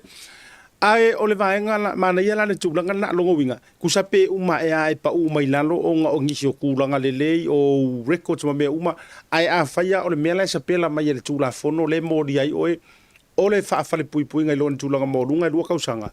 a le la mai le unga ngar fa masinga wa e fainga o sa onga le sa okay mana ia la fainga ngi usila la towia ke lo fainga semana ia fo nai tom o le sila fa fesili o lea tele upu matala te lo fo ele to na male laina wa si la fia ia le filifilinga le ta o to mai ia le to falingo matua ia ale ia o tu umamo e to e fa solo muri ese mai le palo ile pati sa o la filifilia mai le taimo le palo tele ia o tu to tasi alwa ile o fo ila vaita e lo mar fainga palota o le wa avele langolongo sua i lalo le a fa to ile to sa mutas o la fa fisiri fa la wa itele so fina ngalo peisi lungo la experience fa prokiki it says no more or fisiri le na wala nga le wa tele upu matala fo le fa pe ele sa le kakau ia o ai tamali anga nei fo to ina tu lo la suafa la tu suafa mama malu ua fesiringia a o lau fesiri I lau fionga I le vaai male arena whaaporokiki I le sisi o manga whaaporokiki e sisa no more thing e happen ngi ko ngame do we expect le tu inga me leo le cross the floor fo le leo le savavadi ese mai sepaki o nga kulanga wa ele malie yai pe o le malie yai ia low tu malo ma tu lang fa pena e sisa no more pe unusual me leo la so fina ngalo ne ai o Samoa wa yanga ngala ko pasiel na ko kula fongo ma fo mayor ka fier mele sa aku ko kongu o le paki kasi ale maulong kofi o ko kas pero ma fo anga le fai le chapipi so ingal kula fongo sa kam fai fo ai ang yusila le si vai kai pe ka yangela o le kula fongo le ngi yusila ese man paki nga kawa mai palo ma fai nga ava ese oe pe a fai nga ke alu aver ka sanga il fonga fikalai e ko polo pa election ka kale le wa ese ko pas ia al melenga kupula nga le nga ile ka kale ale New Zealand first ma alwa lo ka New Zealand first ma enga wai kai ko ko la ko lo ko fat ele I fai ala onga o le pupole fo I a New Zealand first year e faisela ko by election o le ele menga vesi le nga ku e ana ia e ngofo ko komo ma ko fo o le sui ko kasi ma o le nga hoi ele fai ngo fie fo I vai o le kanga ka le New Zealand first ai a vero ma sui ko kasi ia nga fai ki o mai ko ingo Winston Ora mea ia la e pule lava le malo ia ma le pare menge fo ia I kula fongo fa pena inga e fo I fa vai a fai o le a fai e pare menge kula fongo fa pena ia I ko kongo la mako e ka kau nga maua fo ia I se fing ngaro au kasi e paki e ses su ia inga nge fa pena ai o leo ke kari o leo ke tau mamla makuiai o le mafuanga nga renga fai e le chapipi le kula fongo nga a o vea ma whainga maro ia ka awhi ai le whainga lea o le o ese o kanga tau mai le pak e ala langa whai whapenga langa ko pongo le parming mangku le parming e nge e mulmui ka I sambo o le e whaavai mai perkangia o le perkangia la man la ko whainga parming e whai whaavai ma whaavai ia nga wakure ia Samoa ia ile amakanga mai o ka Pacific40 Samoa ele I yengi vaenga nga wakua o makai mai kumaro e se o Samoa o le ua ulai e lau ke kam fai e fai unga mole mangui o le akumula o kere a le system lava ia whaaparamengi ia fai vaenga ia le lau sausawa ua ho unga fai vaenga a le mele ngai ai ere mauro sa kofi I miska e agweselo nga lola ia ma ku kasi male mau popo ai le faingo I unga fakula fongo ia malo nga ma fu ai le fai o kula fongo le e ka ofi ai le o ese o fai pure ia man ko foi na a fai pa lo kala o le alu ku pela ku kasi nga me va ia ka ikala o ia e ka kauonga whaali se whingaro le kong. O se me ka kau e le whaalu o ngei kupe I ngei pāloka la iki mai rea kai mi lai kai mi I le fio le si whai pule le so kofi mai le paki o so le paki. A o whainga ia whapaki a mau popo le vaenga ia se kua mai. Pela kulanga nga. Malo whawtai lo whina ngalo manino a la whainga le tūlanga fo I le ano no winga. E mo mia la I le ilo ilonga o ngi kula fongo mar whainga whapene e mo mia fo I whina ngalo ma malulo tele o le anturu wala ngai moni lau sau noa ngai mele tupu e a le whaamalia ina o le lotopo le whina ngalo le sui lava ia malonga le fia whaaloto I whale ai e lava e kausili ape tau si mai e le tu mano atoa ai alua ia makupe ar whainga ale malo I wai le whainga o fie tūlanga ai whawtaila o le te sau nolo no winga e ta no mo fing ele o se mea e whaasanga kupu e tupu New Zealand e kupu I Australia e tau whailana expect le tupu o mea lea o le ngofo au le fia wa le agree lau whainga paki ia e mawhai ona e whaau I ese pe te savari ese o le sa o le alo viong sa le ia wa o le ngo fai ka ngu spepa o ia isa mo va so ko e mai milionga e me alu i pa elections ia la fai isa e le ska mai ku pera ku me vo dana nga ka un kiki rai ale a nga ia mara ku ka ofi ai le fesu ia ia fai pule mai le kai mi le kai wa o me fa pe nga ku ia ma ko ia ngi sila e longo fia al fai pule se manga al ko kasi ole fi o manga o e fa malo i ko kongo la ko vai ia ma el kal ko monga la ko kongo ia ma ko so se fai pule fa penga o le nga fai pule o la wa avel fa mo mo i longa ia lava pula i mai a wale avel fa mo mo i le manguia la ko vai pela mera nga kongo ia langa fo le fai nga fa vai nga i wa yengi ia o ki kalkom e fai a nice ei na e fa masangi fa mazania ia o telo masani telo fo e o a fo isa mo ile to inga mentality fo le a o feio lota mo fai nga le tai sui in terms of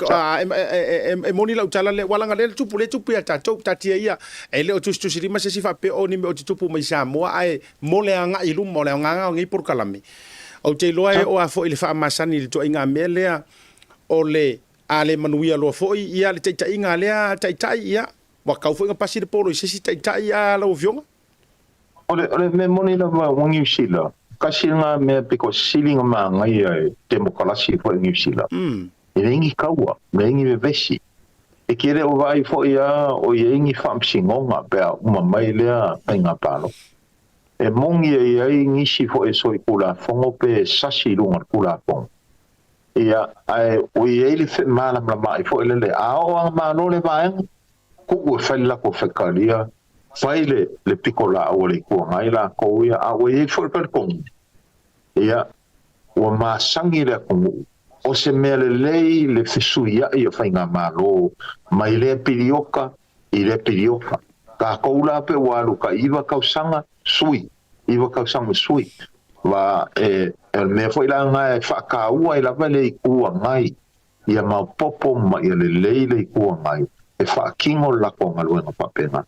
Ia e ke sisira fo, o le kelo kai me e mongi e kuna fong, a e fo ele va, fo ele it's an honor system. E ku mai le ami o kongo kangaka, longo winga. E kere o vai a pe uma pano kangu sila fa pe wa alu aver pano ka ave lui le unga wa yai. Ongo pe kalikon. Se vanga ngala o pe se fulu pe iva pe ongo ngi pano pa vai. Ia mai lore ko fo il famsi. Ia ava ele ngaka o le sefe o upe sefe fo i o le kaimi ia whaawau pera ngā la po ia mea ngai kere kai ava ai ngi challenges i whamsingo mai ngei o ngor karpongunga ia a whaia ua sese ngaka ia ai ke vai a ko le mau runga pere vā pānaka ngai le amanga ia la ia o sese ngaka ia ku se i fo le kaimi ia pera o kulanga le ngā e se foi lava le finga mai o ingisho kaimi ka ke maka ko ia ngei ia o kulava e whakaua a whau sol kula fongo taka o pea i makanga ruenga lau ke sa e lia sol kula fongo ngata ma lo whaavitai lo whiringalo whaalia te lo fo i o lo o tutongo ini malama ia wa fo ia awa langa o le mea ngei o se mewinga e sere nei o le ua afa le leire whaia inga ia le la toi foi fainga palo tala iti o le fesili numero tasi le tatia a o fea o le ata oto ia ile unga fainga palo tala iti nei po o le a foi se situ langa inisi o lo ia ito tonu o le a sava vadi ese mai pe sava vadi ese atu batu langa fa pena ia eu le fa tailo finangalo manino le livanga o le afiafi o afu fuanga fa ta oto ia le u fa ma vai le sonafi la ufionga officially o lo whanga sono lava tō lau launga o le paketi a le tātou tunu o le pālemene o ani fuafuanga mai le taimi le nei lau fionga anga iatu i le toi taimi o le paia inga le nei o lo fuafua iai?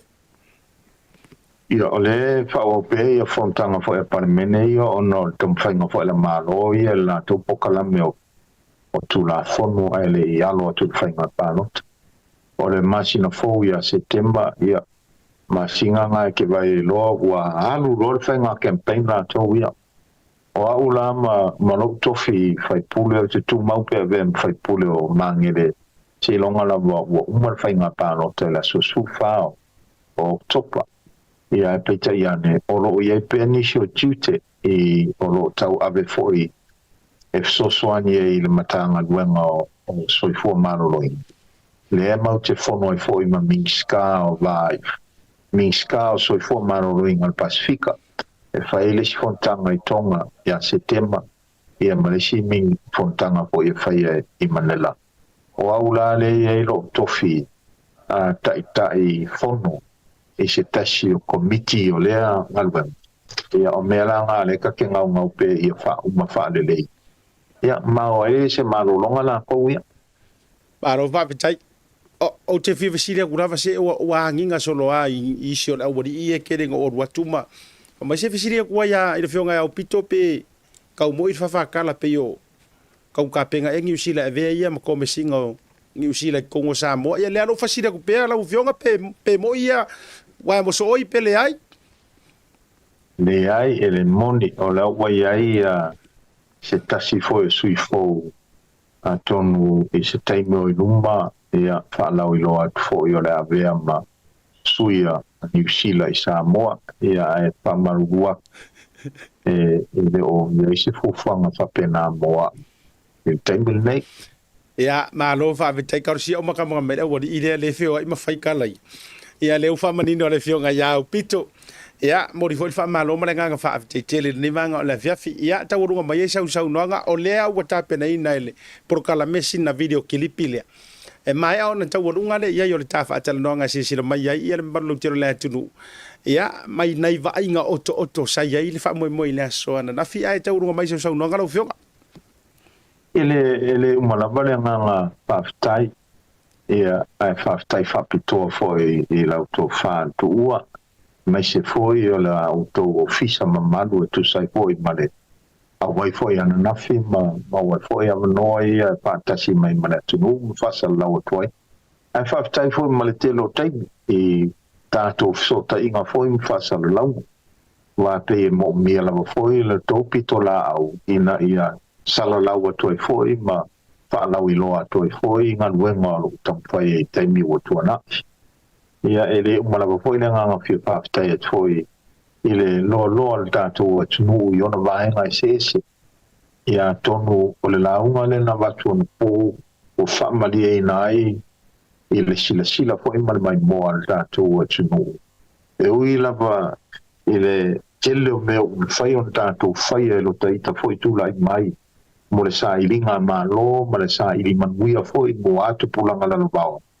Ma le angai no. Ia a le fua watu lui ia la toe tūlai mai. I mea le i taitai ma e a le lei. Ia a o le antong whai foi whai loa tu ia i le tātou asu. Ka kou e kaong ka kou. E le ka kou anga ngu ma ka kou wanga ma whainga. E ka ua ma mamanu. O foi na barinha ngu ngele ave ma ngu ko walo ka ko fanga e pesca la kule tai lava e ia Samoa o poto e ene ngata foi Samoa te loa e alta po inga mai foi el tato malo le manuel malo suiau e mai se foi la fioma palmia la fioma ia feme ma sa papito il capinetta ma le lo al palmia ma lo faftai ma tapo inga ma lango mai e tau iso se kaipi. A tono ele umalava le naunga e tau tua. Ia ele umai foi tātou sota inga ma e soso ani e foi le matau pu le matau. E se talatu le malanganga paloa. Ma lo faftai tele la fionga le minister tanga tātou motor Pacifica o le lo pe fa le mangele. Ia me se foi o Samoa ma le vasaloloa o moli foi fa malo ma fa tele le fionga ia Aupito matua le tama tu lo foi tu te tele mai tu to fe mai se foi o nisi sa au le sona nafi se sila mai le tele la tu i lunga ma lo tele la tu o le tele o le tu a o le fionga le li ministable fionga foi pule ia sa au le sona nafi wa tili ma pu e se unga ma malu fonga tia le lingo van pio tala i tia se u tamali ia e na o no foia sua ma wololo le sona nafi e tu sa yo le fa moe sa atofa ia ma le fa moe sa tu poina ia o le ngol proclame o le tau te ia le se o posilio no ma to fa malo ma to fa fete ia i lo tu la ile foi o lo ia so o le nga luenga pe tai foi o mo de nei lao ia e fa leo ale nga fifia ma nga fa fete tele le jo sa afile man le do ta fia fale li foi la so na nafi wai e se le polo ma le mai tau ma e se foi la ngona o le na jo tonu le mo tai la so na nafi ia na la ngona uma le nga me ma le nga fa nga etia ile sa ilinga malo awa o lau sa ilinga malo ai me se foi o le tūlanga na e tūla i la e Samoa ma le tuinga tamali ia o kako uma ia le nga ia wa uma enga wa fai ai ma le faresiva fai ma le tau alunga ia wa sa uma ma tai o al fonga vitalai ia ai uli uma le to tele ma malo o le fionga le li pa le mia ma fai nga malo ia ma le tu ngai ma ni so ila tu se ia tati to tele no foi ma wa ta vanoa ni so meta upo fia fa lo tele e mo le taimi ia ta fa to fa o le a play mai le video le e tau ngai le ma fa tele no ta tu le ma lo longa le to foi mai le fa wa le ta to proclame mo fa so e mo le fia lo fa tele tu lo fionga ma ta to le lo mua so fu ma manuia e fu kaftai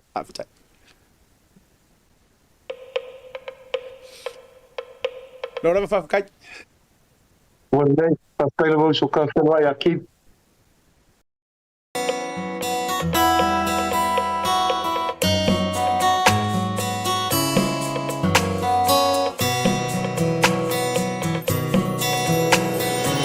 To our Pacific communities of Aotearoa,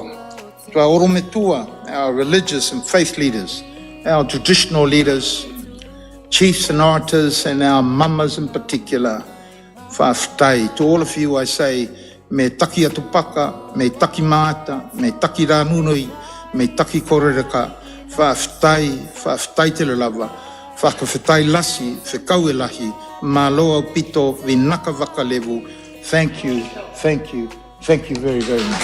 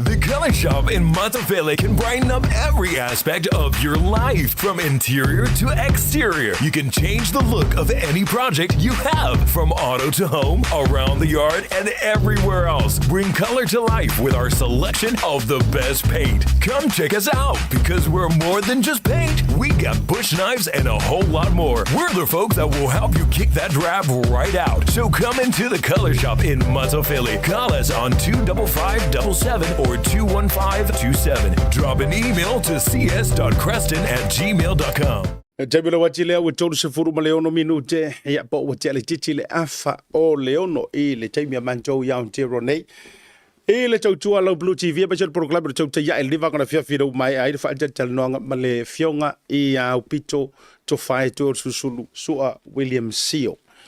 o le minister tangata tu motor Pacific ni tausanga o tele tu na ya tu e por ni fu pa inga ma pa inga i tu atu ya o ye fo o le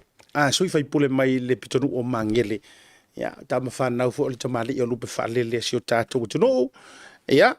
ai me se fo ia sio tatou tunu i Samoa o le si vai nga sei la so na fia o tatou i le mata upule o le tale la to tunga la tale le o le vai nga le sai le fionga ya Aupito le lua fe ma le valu o bana tu e va tu le tale luma se ko si sila mai te mina ulu fale ko inga le io e o lai kara vola ko inga le fa pe fa tu to ya ina o matua ai o te mi le fo le malosi male ya se yo o mai le te mi le nei wafu fo ila le tau tu to no le parlamento le sila vanga le son nafi na fa le o fo ila lo le motofono ia le fa manuia ma le fa taitele a le fionga tama tai pale mi o so tanto malo tuto Tasi o Samoa ya le fionga ile sa Aupito fionga fia mena o mi mata afa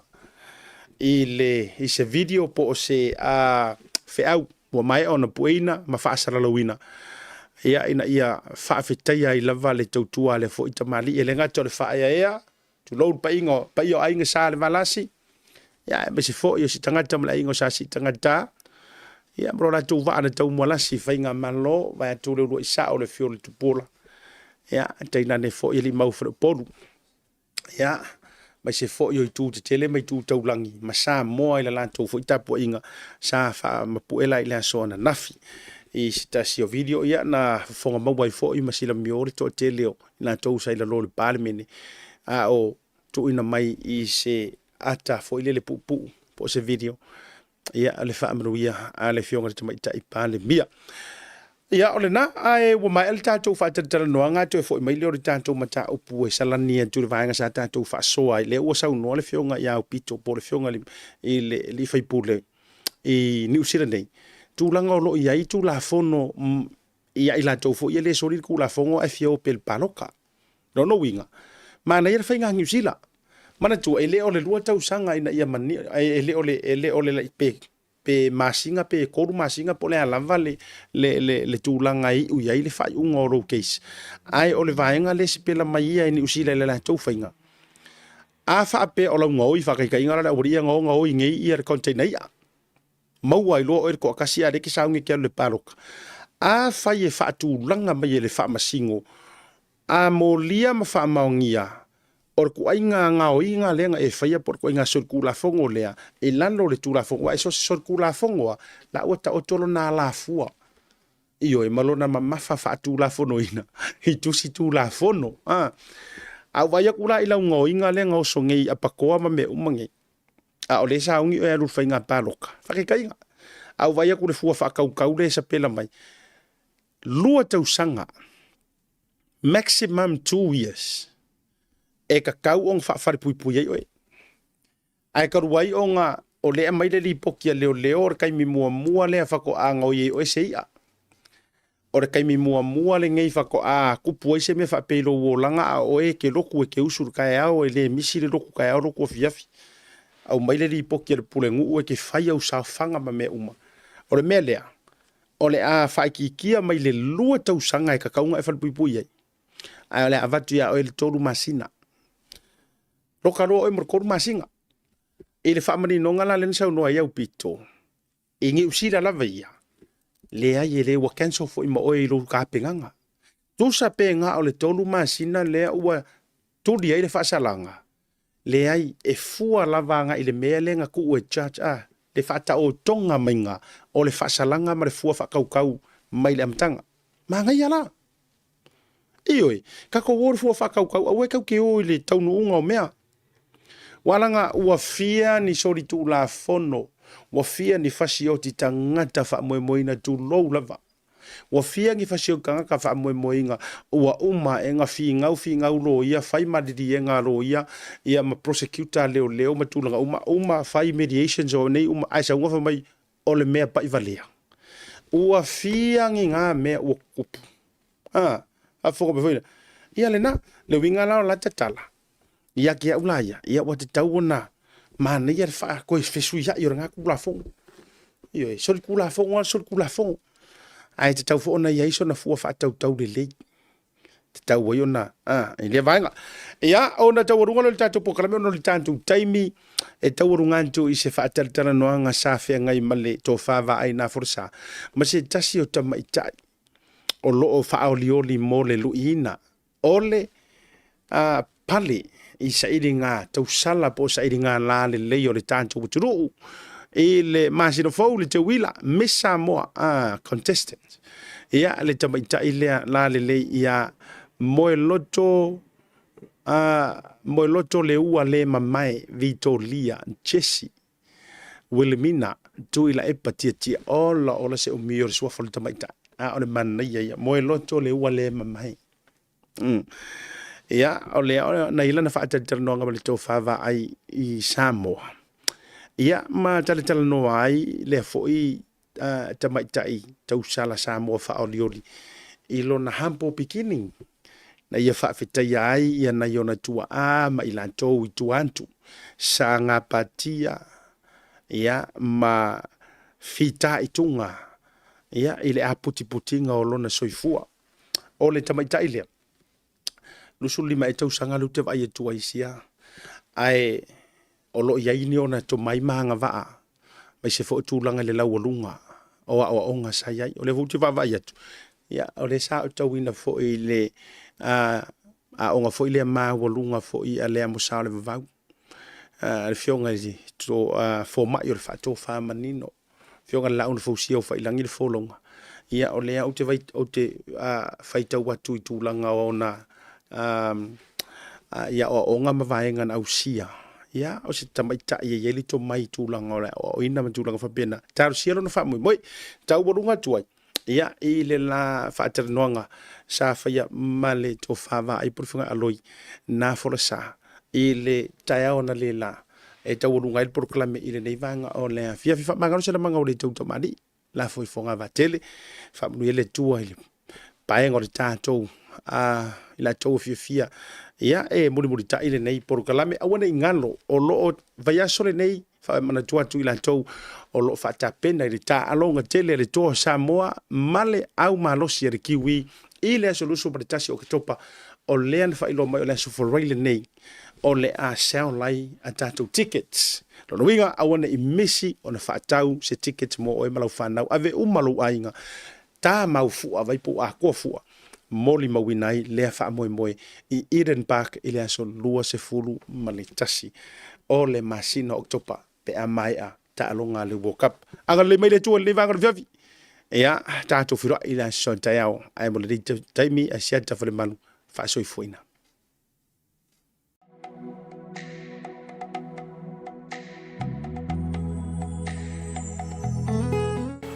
Tal falava lo wingo mo lo so le ulale mai Vitolia tuila e patiatia e luas fulmalua o tausanga. Lau whanau i New Zealand, lua tausanga e lua lo tausanga ai o saulau tino fui Samoa. Nau amata mai le aonga le amsa salvau. Mai le taimini whae o tausanga se ia o le taimini ua o korisi ai i ulo o tausanga tolu. Ono o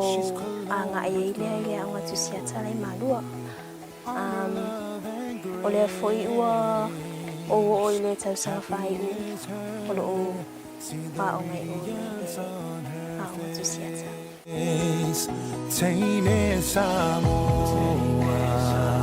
o matua matua lo tinasa sa tili la tu sa i lo o langa tu mai lava tini she's clothed with glory, honor, love, and grace. Ole tawa ya tia ona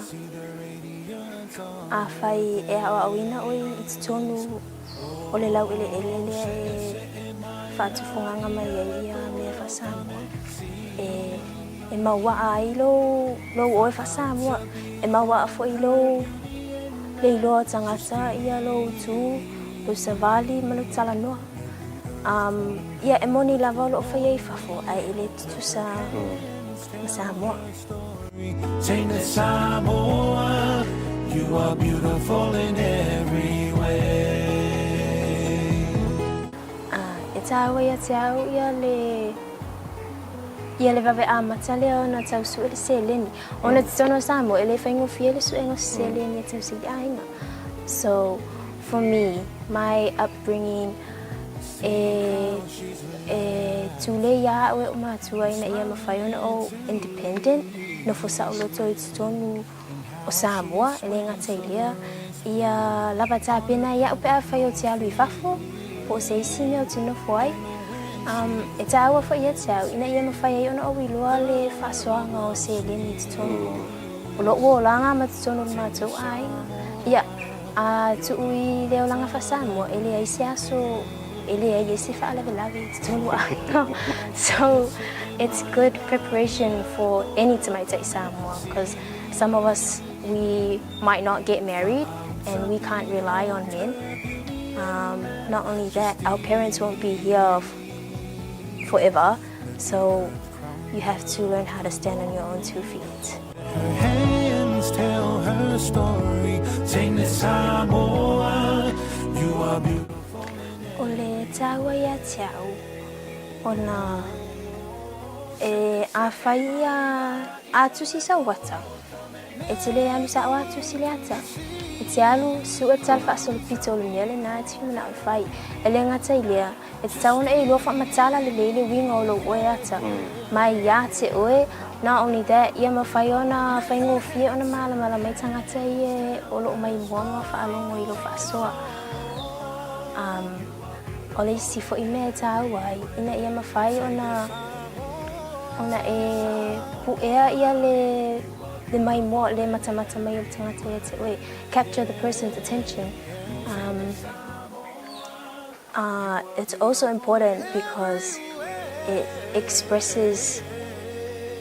lo oe lava tangata awa e tangata le mawhai ona whamatala I upu la taulangona ai whamatala ia lato ata ia tustusi.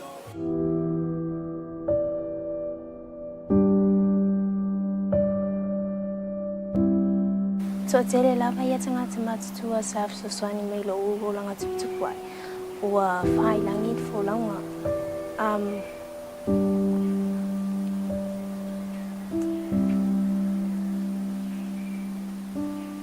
Sorry. Take your time.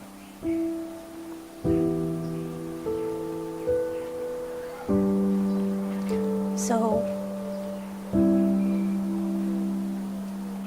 ole mafuaanga fo ile na o fia tau vai ina ia whaalawi loa mea sa o au ina ia au e mātua o lo tina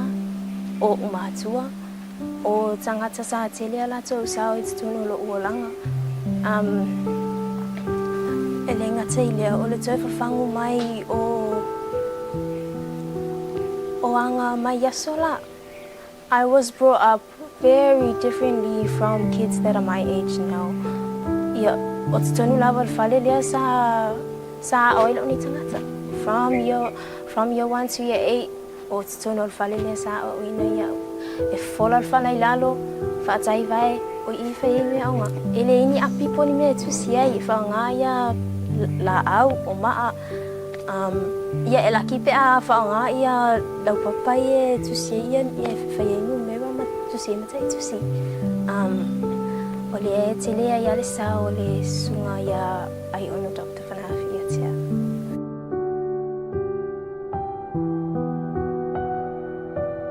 How to keep the language going. Tau tala linga ngana. Whaonga linga ngana e te whasota ia I tangata o lea tunu. Le ngata ilea. Whaonga linga ngana e tau tala I tamaiti lalo waoa. Ina ia mawhaiona lato pue ma te uwhatu ia lato uloto le tango ngana.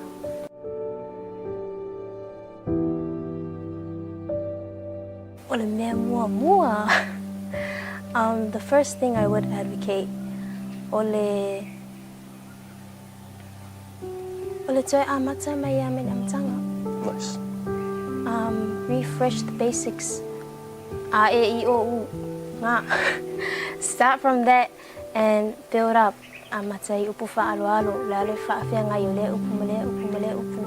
ye loa le itu ai nga tala noa te tau tala tangata awa te tono Samoa ele na le tasito nga tala noa te tala noa